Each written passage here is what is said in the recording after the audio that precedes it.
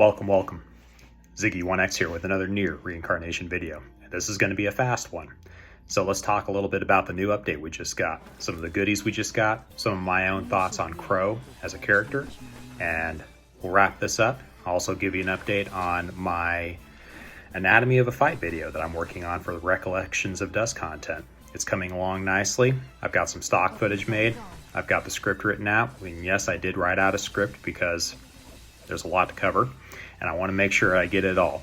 So let's dive into this guy real quickly. You can see here we got the fight going. We have got our new boss, our new and the same boss. This time it's a dark element, and we're going to be farming this girl a lot. And so you're going to be farming it on whichever difficulty you can manage. If it's EX hard 5, more power to you. You'll get that extra awakening material for one of your dark memory characters. All the good stuff. Let's take a look at our rewards real quickly and our handouts that we got. I'm actually going to go ahead, and I haven't even checked my gift box yet. We were given some really good stuff though. So a few things. We were given 30 advanced handbooks, which is amazing. And it's like I've been saying this whole time for months now, we are getting a lot of good stuff. And so if we go back over here, oh my gosh, I've got a lot of things. Okay, while I'm collecting materials, I want to give some thoughts on Crow. And I think it's going to be a little different. It's from what I'm seeing, it's a different take on the character than what most other people are saying. But here's my reasoning for saying it. English Ziggy. Okay, Crow is a all-in-one character. He does a little bit of everything. He's capable of doing high damage because of his modifiers on his character skills, also because of his innate bold vigor in his character kit. He's also capable of supporting your team with the passive 10% critical rate up, much like Noelle from Final Fantasy XIV. She gives the whole group that 10% crit rate up, and I have used that sucker. And there's our 30 advanced handbooks. Woo! Look at all those goodies. All right. And I've used Noelle a lot in parties just for that passive alone. She is an excellent damage dealer, and she is a good support unit because of that. Crow fills that niche. What he also does with this character skill, he does two things with it. And this, one of them I wasn't really expecting. I didn't call it. But let's go ahead and look over at Crow real quickly now that I've collected all my goodies. Let's take a look at him as a character.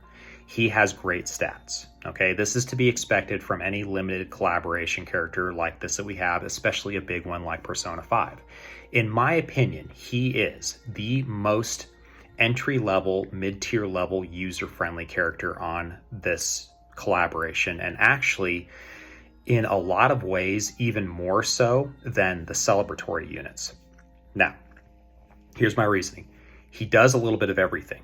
He does some things better than other things. And he does everything not quite as good as everybody else who specializes in that. For example, let's just take his character skill.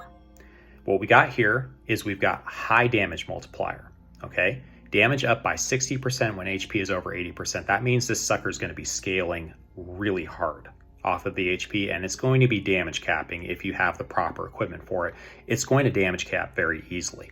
It's only 3 hits though, and this has been called out as the major criticism of this character skill, is that it's only 3 hits instead of a 5 hit, which means he's going to, no matter what, do less damage than someone like Celebratory Yuri. This is true. I agree with this. But he also offers a 30% attack increase to the whole team. This is very good because we can stack up to 100% total attack. So this is just one additional stack of attack on top of your team. Now, let's get into this. He does what Celebratory Noelle does with a 30% attack up. Now, I compared him in this sense to Celebratory Akeha, who increases the team attack by 20%. She also increases it by 10% passively, but also she, hold on a second. Also, she decreases the enemy defense by 20%. So that package as just a general buffer debuffer is better than Crow's, but Crow also does way more damage than Celebratory Akeha. His passives in his kit right here This Bold Vigor passive is busted. This is a really powerful passive. Now, I'm going to explain a little bit why I think this character is better for starting and mid-tier players than it is for higher tier players. I think that if you're a higher tier player, if you have these celebratory units, you don't need to worry about Crow because you already have all of the boxes checked. But when you're a starting player, and this collaboration is geared specifically towards newer players. If you are a newer player, or if you dropped your account for a long period of time and you're coming back to NieR Reincarnation because of this collaboration, this is the character to go for, and I will tell you why. He does everything. He supports the group for damage, he supports the group for buffing their attack, and he supports the group by being a busted damage dealer. Not as busted as some of the others, but he is busted.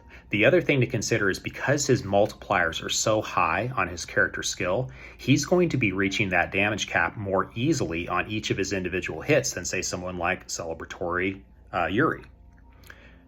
This is important because when you're starting an account, typically you're focusing on one character because that's all you really have the resources for.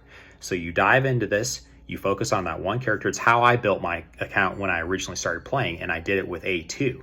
Everything I did was for A2, was to make her more powerful because she was the one unit who carried my entire account for a really long time, for months, when I first started playing the game. Crow is that character, and he's much better at it than A2. He will damage cap without much work.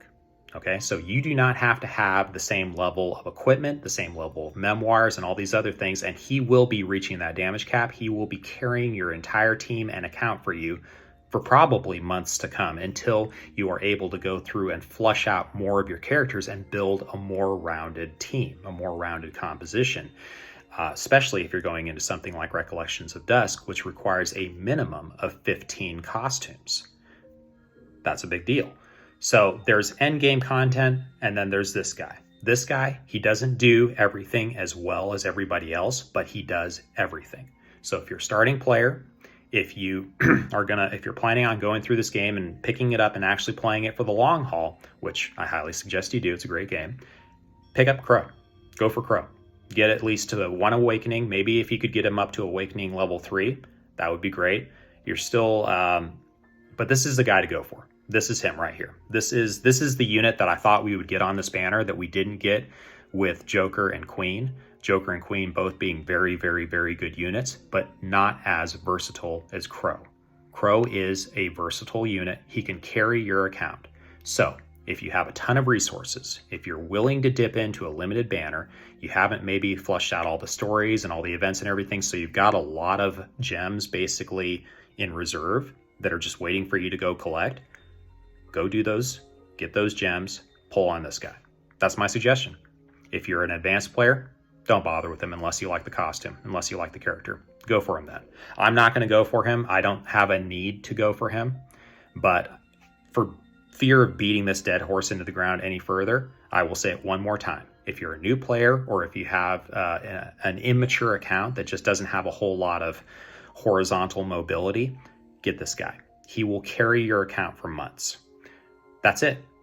This is a great update. We also, and I was kind of expecting this, but I was still surprised when I saw it. When we got our new part 2 of the story, which is great, by the way, we got entirely new quests here. So we have our Rebellion's Illusion and our Rebellion's Reality. Both of these go up to the EX Hard 5. Both of these give you a ton of extra gems. I think let me take a look at this. I was at 12,000 before, and now I'm up to, or I was maybe up to 12, 13,000. Now I'm up to 18,000 gems just from that extra event. So this is great. This is something that we're being given by the developers, and it gives us older players a little bit of time, a little bit more resources to set aside for the things we really need to further our account. And for you newer players, Crow, he's a must-have. I'm just going to say it. He is a must-have. So hopefully everything is going well for you guys. I will have my Recollections video up either this weekend or Monday. I'm not sure yet, but I still have to do the recording, the voice recording, the over voice recording, whatever you call it, and put together the stock footage to match that. That's it. Otherwise, the whole thing's completely done. I've got it all formulated out. I think it's going to make things really accessible for players who may be on the fence about it, who may be struggling with it a little bit, or maybe they just look at it and say, this is way more than I want to tackle right now. I think it really does help with that. So hopefully, again, everybody's having a wonderful day. Hope you all have a great weekend. And till next time, peace out. Have a good one. Bye. And I'm back. I just realized I forgot something. So as a postscript to all of this, make sure you're doing your crossover commemoration once per day quest. I actually forgot to do this one day because it's kind of buried in the quest list, but this gives you an advanced handbook every day plus a bunch of other goodies. The other thing is the shop. This is a good shop. So let's go over here for the new exchange shop. Let's take a look at what rewards we have. We have a Zenith Brilliance in here. That's unheard of. We have 10 advanced handbooks. We have 1 Black Pearl. We even have a 10x premium summon ticket.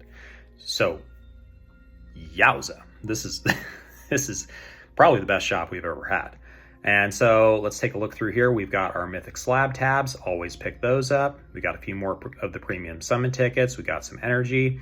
This is a great shop. So make sure you are farming this event out. And I think that's it. So just make sure you're doing those things. You're farming the event. Get everything in. Get it done. Again, hope you all are having a wonderful day. Have a great weekend. Peace out. And I will see you next time. Goodbye.